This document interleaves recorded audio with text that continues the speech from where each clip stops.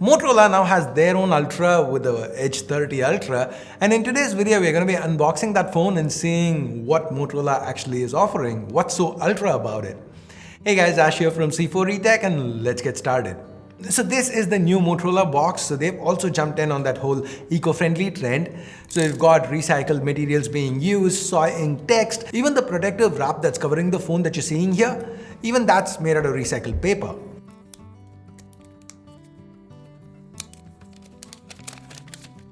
Now let me also peel that plastic screen protector off. The Edge 30 Ultra feels surprisingly premium in hand.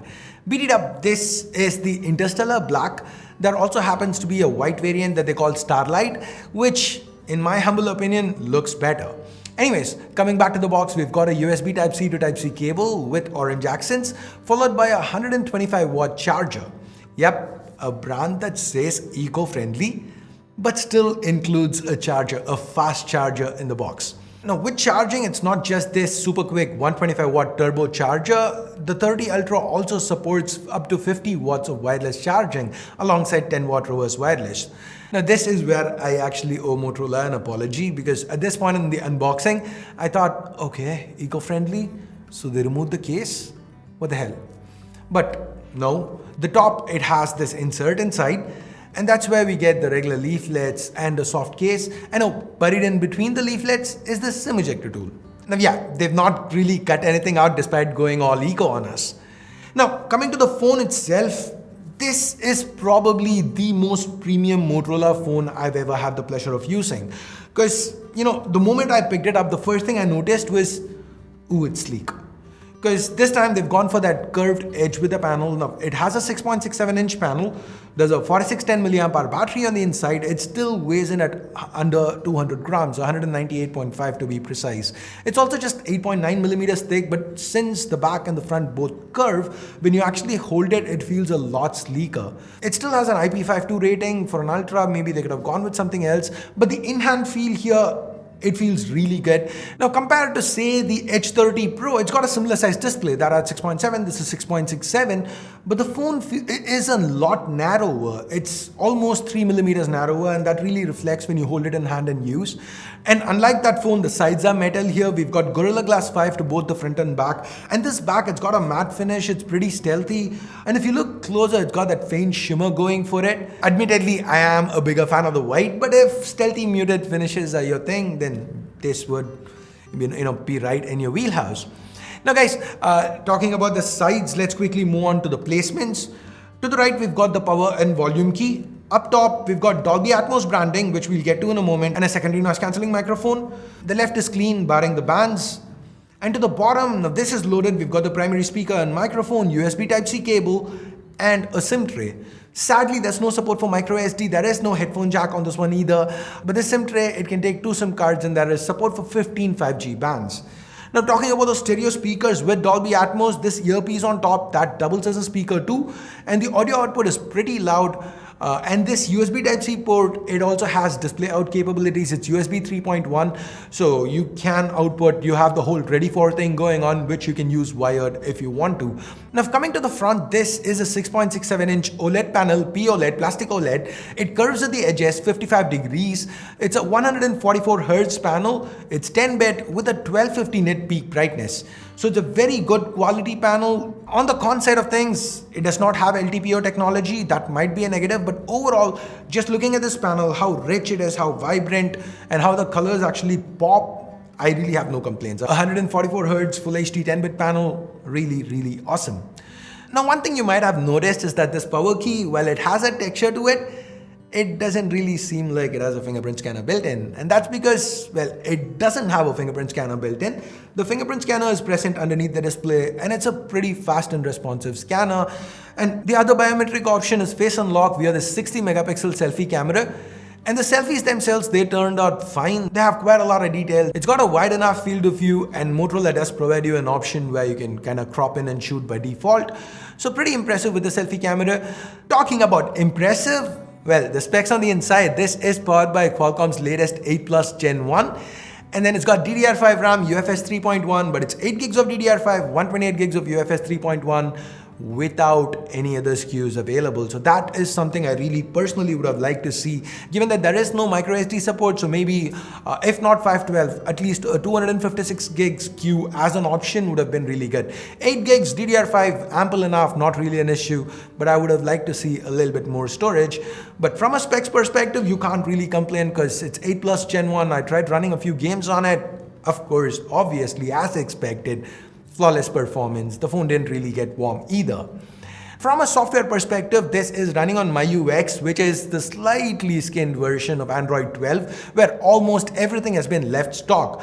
Now, fan favorite features like the ones that we've come to expect from Motorola, like twisting to launch the camera or the chop to turn on the flashlight and turn it off, and ready for that we've spoken a lot about in the past, that's also present and available. And as is the trend right now, you can even use the camera on this phone for your video calls.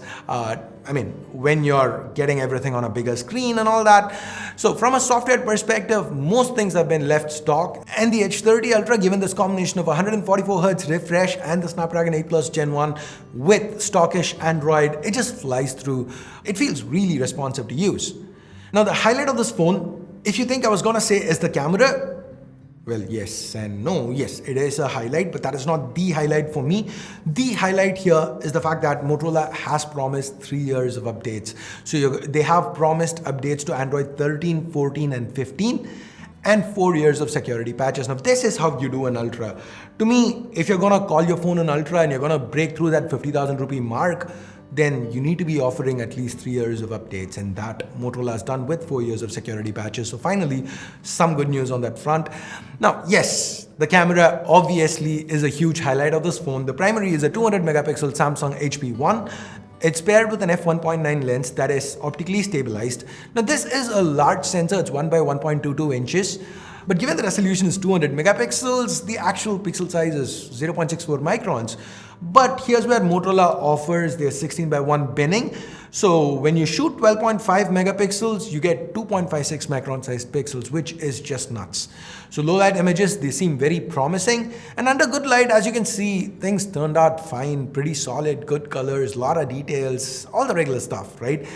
Now, the question I went in with was, is that 200 megapixel tag, is that just a gimmick, or is it going to give us something more than what we typically see from 50 megapixels? Because initially when we were seeing these lower resolution sensors like 10, 12, that kind of resolution, megapixels of course, and then the 50, 64 megapixel sensors started coming out, well, they were all binning down to 12 megapixels or 16 megapixels.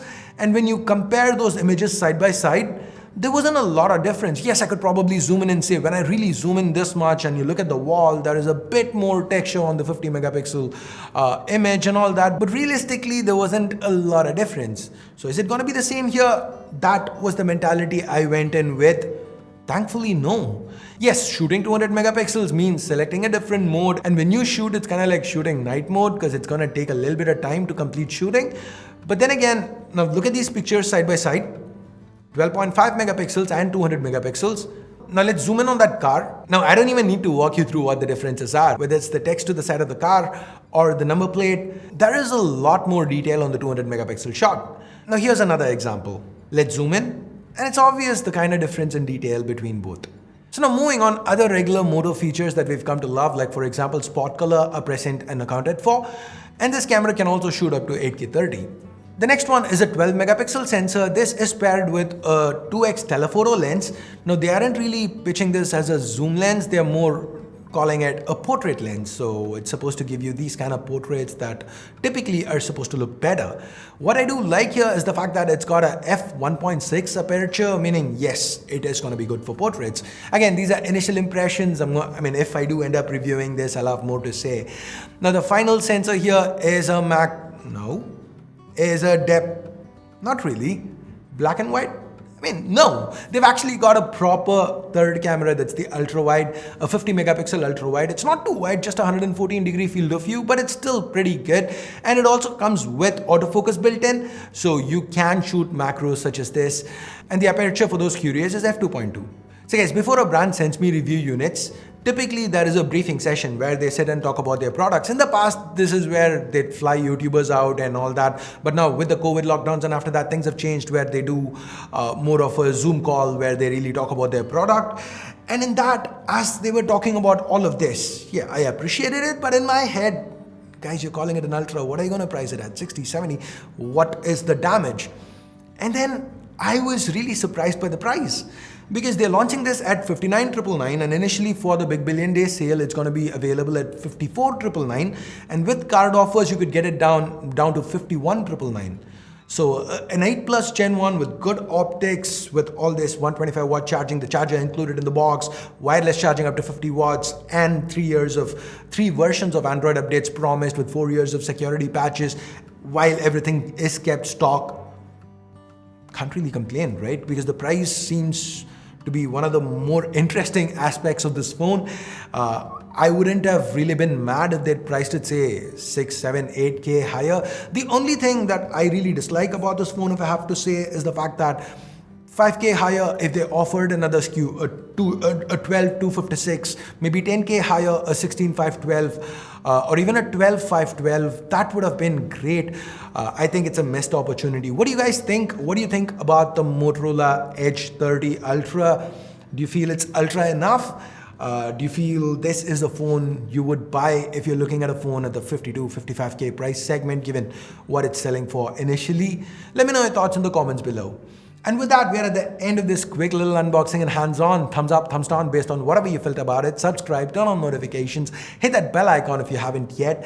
Thanks for your time, and thanks for watching. Until next time, my name's Ash. You've been watching C4E Tech, and I'm signing off for now. You guys have a great day. Bye-bye.